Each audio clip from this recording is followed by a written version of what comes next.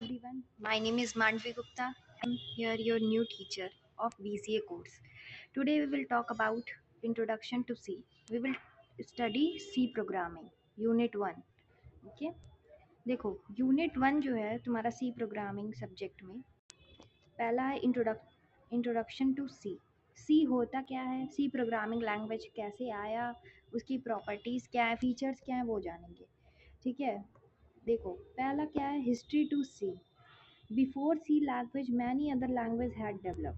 सी language के आने से पहले कई अदर लैंग्वेज भी डेवलप किए गए थे, जैसे कि 1966 में BCPL basic compile programming language आया था। किसने डेवलप किया था? मार्टिन रिचर्ड से।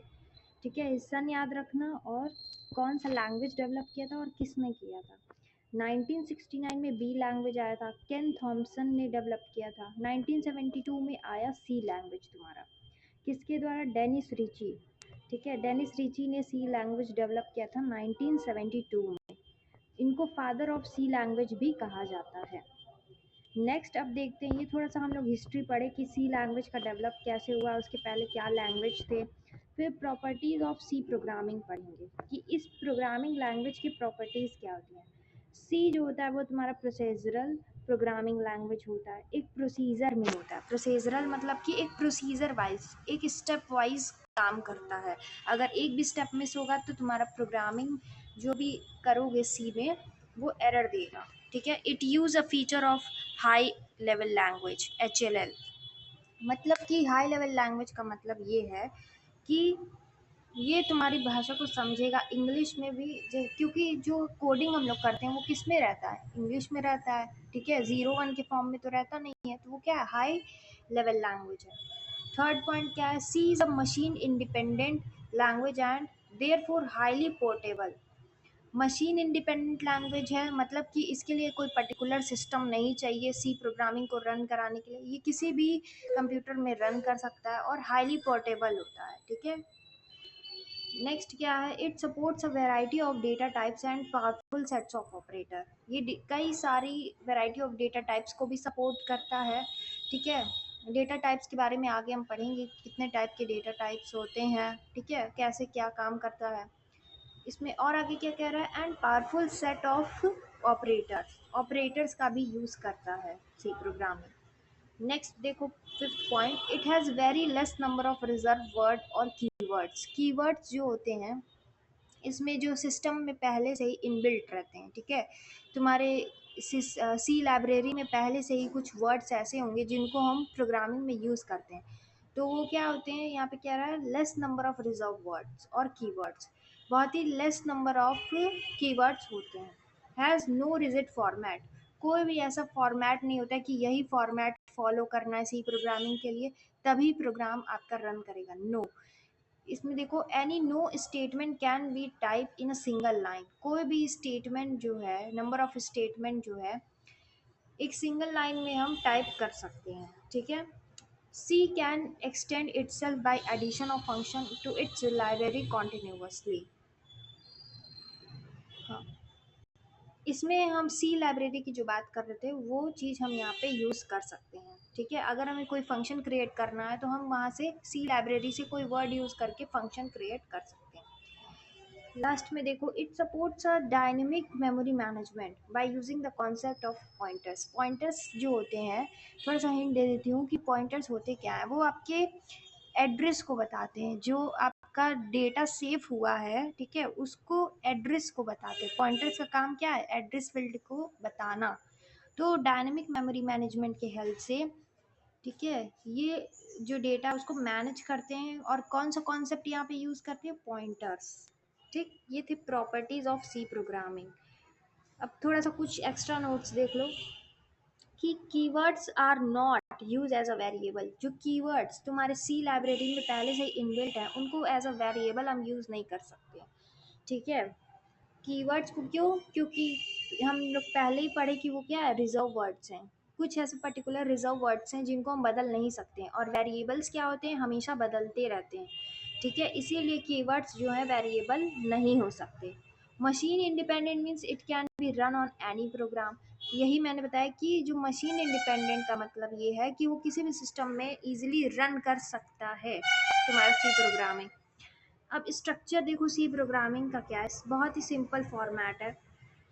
पहले हम ये यूज़ करते हैं hash tag include stereo dot H, ठीक है, ये लाइन यूज़ किए। फिर उसके बाद वॉइड मेन फंक्शन, फिर उसके बाद करली ब्रेसेस, फिर प्रिंट कराए जो हमें प्रिंट कराना है वैल्यू, ठीक। फिर गेट सी एच, ठीक। ये क्या होता है तुम्हारा गेट सी क्या करता है, वो उस फंक्शन की वैल्यू जो हम लोग यहाँ टाइप किए हैं वो हमें आउटपुट में देता है। अब यहाँ देखो इंक्लूड स्टीडियो डॉट एच क्या है, प्री प्रोसेसर है, ठीक है। ये अगर नहीं लिखेंगे तो हमारा फंक्शन सॉरी प्रोग्राम जो है वो रन नहीं करेगा। वॉइड मेन क्या है, मेन फंक्शन है, ठीक है। वॉइड मतलब खाली, नल, ठीक है। इस फंक्शन में हम कुछ भी वैल्यू नहीं रखे हैं, तो ये फंक्शन क्या करेगा, हमारे फंक्शन में जो हम ये वैल्यू लिख रहे हैं, डिक्लेरेशन दे रहे हैं, उसको प्रिंट आउट करेगा किसके हेल्प से, गेट सी एच के फंक्शन से। गेट सी एच क्या करता है, एग्जिट या टर्मिनेट करता है प्रोग्राम को, ठीक है। ये था स्ट्रक्चर ऑफ सी प्रोग्रामिंग। फिर देखते हैं टाइप्स ऑफ लैंग्वेजेस क्या होती हैं। पहला होता है low level language. Low level language क्या होता है, ऐसा language in which is each statement or an instruction is directly translated into single machine code। ऐसा इंस्ट्रक्शन जो डायरेक्टली ट्रांसमिट हो जाए किसमें, सिंगल मशीन कोड में, ठीक है। मशीन का कोड क्या है, मतलब कि 0 और 1 बाइनरी यूज होता है, ठीक है। तो वो डायरेक्टली ट्रांसलेट हो जाए तो वो क्या है, लो लेवल लैंग्वेज। जैसे कि मशीन एंड असेंबली लैंग्वेज, ये किसका एग्जांपल है, लो लेवल लैंग्वेज का। अब देखो सेकंड क्या है, मशीन लैंग्वेज। ये कंटेन करता है तुम्हारा string of binary number and is machine dependent, ठीक है। ये कंटेन करता है string of binary number, binary number के स्ट्रिंग को, स्ट्रिंग क्या है, कलेक्शन ऑफ कैरेक्टर्स, ठीक है, स्ट्रिंग, ठीक। binary it contains the string of binary number and is machine independent, machine dependent होता है, ठीक। assembly language क्या है, in this type of language replace the string into binary number।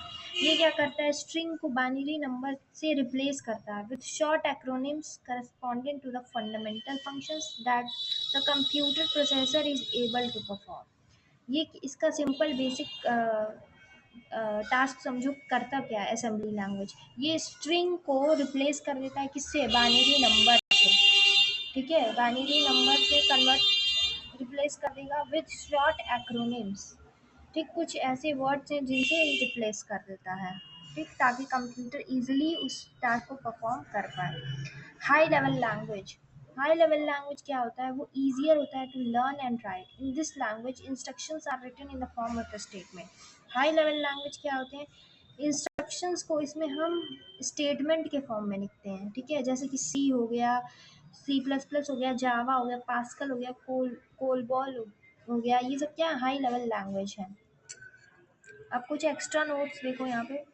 गेच क्या है, means it codes in coding range. Getch C H मतलब कि ये कोडिंग रेंज में चला जाता है। सिंगल लाइन को हम रिप्रेजेंट करते हैं ऐसे, ठीक है, डबल स्लैश से, और मल्टीपल लाइन को स्लैश, फिर एस्ट्रिक, फिर स्लैश बैकवर्ड स्लैश, फिर एस्ट्रिक।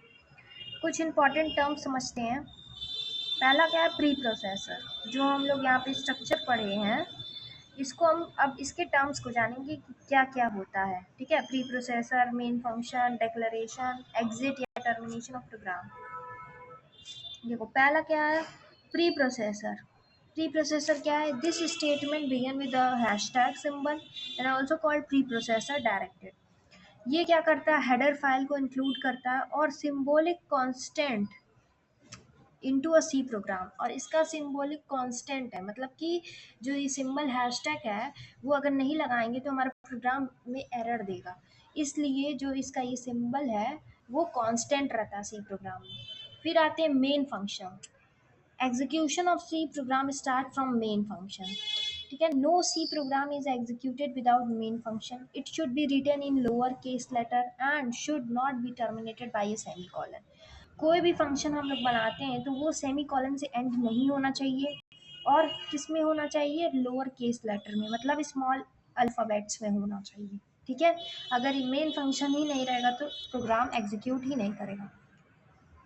थर्ड क्या है, declaration, part of C program where all the variable array function etcetera use in the C program are declared and may be initialise with their basic types.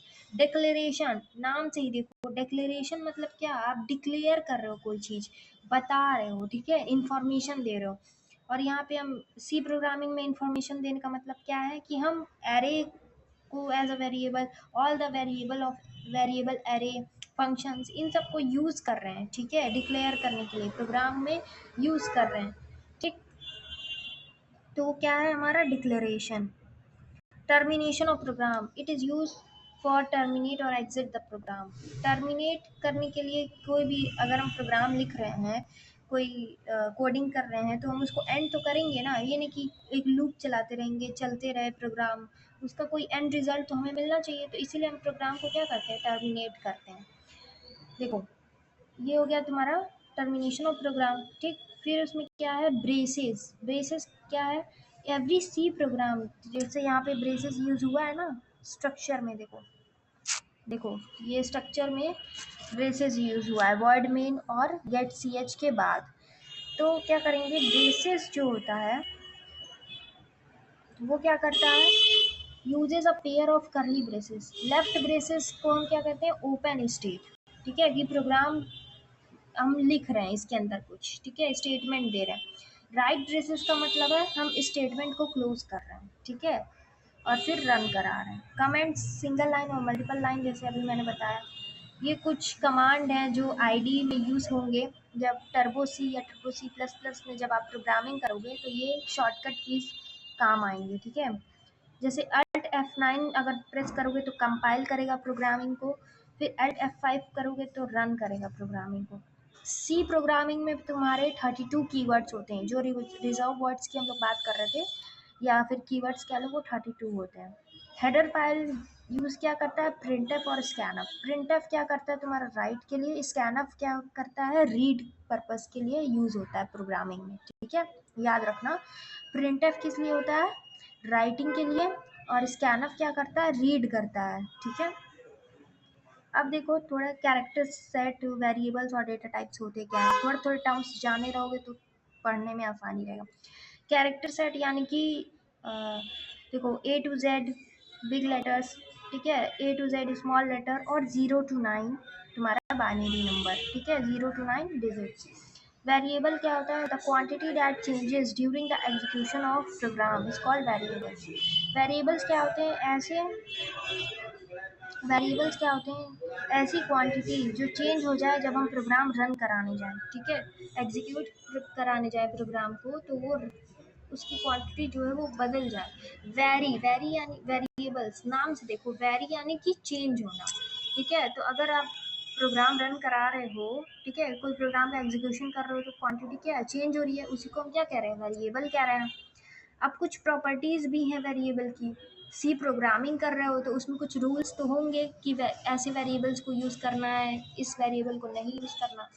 तो first क्या है, first character of variable name must be in alphabet. जो पहला character होना चाहिए variable का, वो क्या होना चाहिए, एक अल्फ़ाबेट होना चाहिए, एक लेटर होना चाहिए, ठीक है, फर्स्ट कैरेक्टर। सेकेंड क्या है, both upper case and lower case variable are different in C. मतलब कि अपर केस जो वेरिएबल्स होंगे और लोअर केस वेरिएबल जो होंगे, उन दोनों का डिफरेंट मीनिंग होगा सी प्रोग्रामिंग में, ठीक है, सिमिलर नहीं होंगे। थर्ड पॉइंट क्या है, writing the variable name in lower case is good for programming practice. Variable name को इस लोअर केस में लिखना एक गुड प्रैक्टिस है प्रोग्रामिंग सीखने के लिए, ठीक है। Keywords should not be used as a variable. Keywords को हम कभी भी वेरिएबल की तरह यूज़ नहीं करते हैं, ये आगे हम लोग ने पढ़ा था, ठीक है, कि वेरिएबल कीवर्ड्स जो होते हैं हमारे, जो सिस्टम में सी लाइब्रेरी में पहले से होते हैं, उनको हम वेरिएबल की तरह यूज़ नहीं कर सकते। Special characters are not allowed for a variable except underscore. Special character को हम यूज़ नहीं कर सकते हैं, जैसे कोई और डिफरेंट सिंबल्स हो गए, ठीक है, उनको यूज़ नहीं कर सकते हैं वेरिएबल के लिए। हाँ, लेकिन अंडरस्कोर जो है उसको हम यूज़ कर सकते हैं सिर्फ, ठीक है। लास्ट क्या है, ऑलवेज चूज अ एप्रोप्रिएट और एग्जैक्ट वेरिएबल नेम, हमेशा एक एप्रोप्रिएट और एग्जैक्ट वेरिएबल नेम चुनना चाहिए।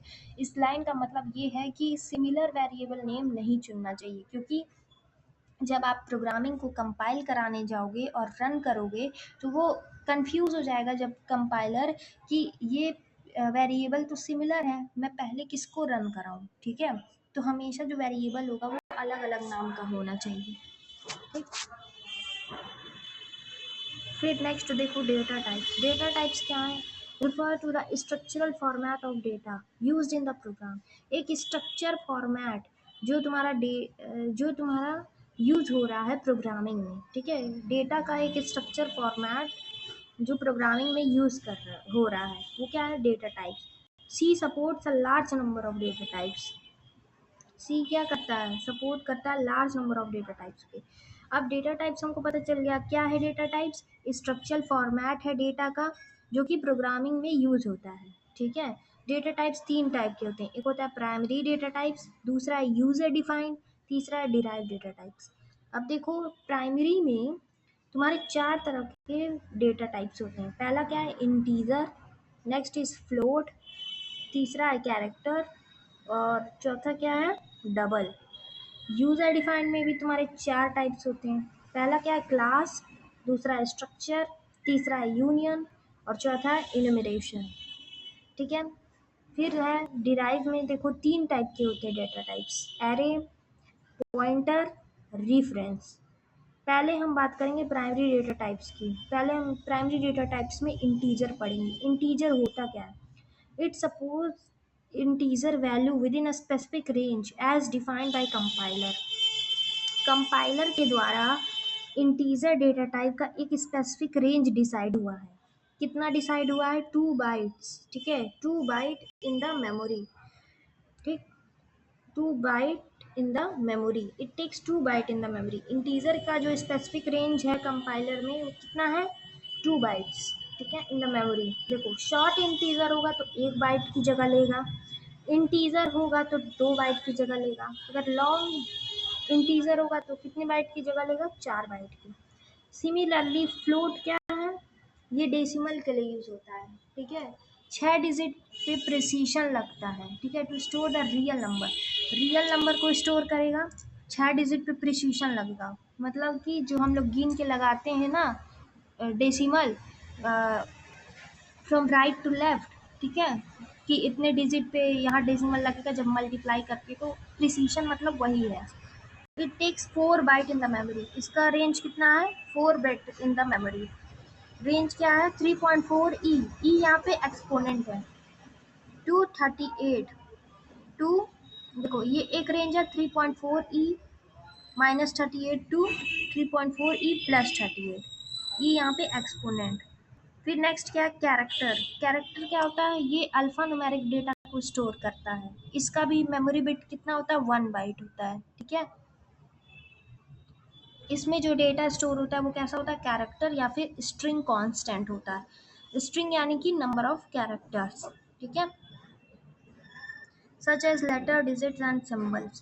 कैरेक्टर्स क्या होते हैं, लेटर हो सकता है, डिजिट्स हो सकता है, सिंबल्स हो सकता है।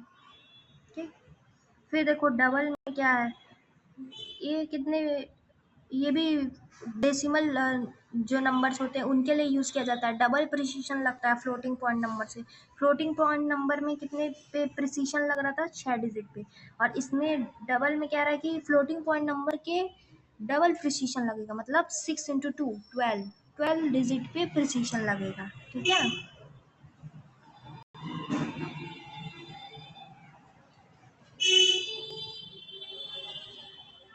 ये तुम्हारा डबल था। फिर उसके बाद बैक स्लैश कांस्टेंट क्या है, जो ये इतने कमांड यूज किए जाते हैं प्रिंटफ में। देखो ये जो लाइन है ना, इसको हम क्या कहते हैं, बैक स्लैश कहते हैं। अगर बैक स्लैश एन लिखा है तो नेक्स्ट लाइन, डी लिखा है तो डिजिट या इंटीजर टू डिस्प्ले, एफ लिखा है तो फ्लोट वैल्यू, जीरो लिखा है तो ब्लैंक स्पेस। ठीक है, वी लिखा है तो वर्टिकल टैब, टी लिखा है तो टैब मतलब कि horizontally. In tab number of character move to 5। ये एक नोट है, ये भी पढ़ लेना, एक्स्ट्रा नोट्स भी इसमें है। सिंबॉलिक कांस्टेंट क्या होता है? It is used as a numeric constant, a character constant or a string constant. एक numeric constant होता है symbolic constant, ठीक है, जिसको हम प्रोग्रामिंग में यूज करते हैं। फिर आता है declaration of variable. Once a variable is declared as constant variable, we cannot change its value. The quantity that can change during a execution of program is called variable. Variable represent a particular memory location where data can be stored. देखो, अगर हम variable को define कर दें कि ये constant variable है, तो उसकी value throughout the program नहीं चेंज होगी, हम चाहे जितनी बार रन कराएं, ठीक है। लेकिन अगर सिर्फ वेरिएबल है तो उसकी क्वांटिटी हमेशा क्या है, चेंज होगी एग्जीक्यूशन ऑफ प्रोग्राम में, ठीक। वेरिएबल जो है रिप्रेजेंट करता है एक पर्टिकुलर मेमोरी लोकेशन को, जहाँ पे डेटा को हम स्टोर करते हैं। वेरिएबल क्या है, एक कंटेनर है जिसमें हम डेटा वैल्यू को स्टोर कर रहे हैं। सिंपल भाषा में समझो। अब देखो एरे क्या है, थोड़ा सा एरे बारे में जान लेते हैं। एरे के कि एरे होता क्या है। To use in a single line series, एक कॉन्जिक्यूटिव ऑर्डर में जब हम डेटा स्टोर करते हैं तो उसको क्या कहते हैं, एरे। जैसे यहाँ पे इंट क्या है तुम्हारा डेटा टाइप, ए क्या है, एरे का नाम, और इसमें सब्स्क्रिप्ट में क्या लिखा है, एरे की वैल्यू कितनी, 10, ठीक है। ये तुम्हारा यूनिट 1 था टोटल। इसमें बेसिक इंट्रोडक्शन था सी प्रोग्रामिंग के बारे में, एक बार पढ़ लेना अच्छे से। जितना मैंने समझाया है उसमें अगर ना समझ में आए तो व्हाट्सएप ग्रुप का लिंक जो है डिस्क्रिप्शन बॉक्स में दिया है, वहाँ पे पूछ सकते हो, ठीक है। इन चीज़ों को अच्छे से पढ़ लेना, ठीक। Thank you.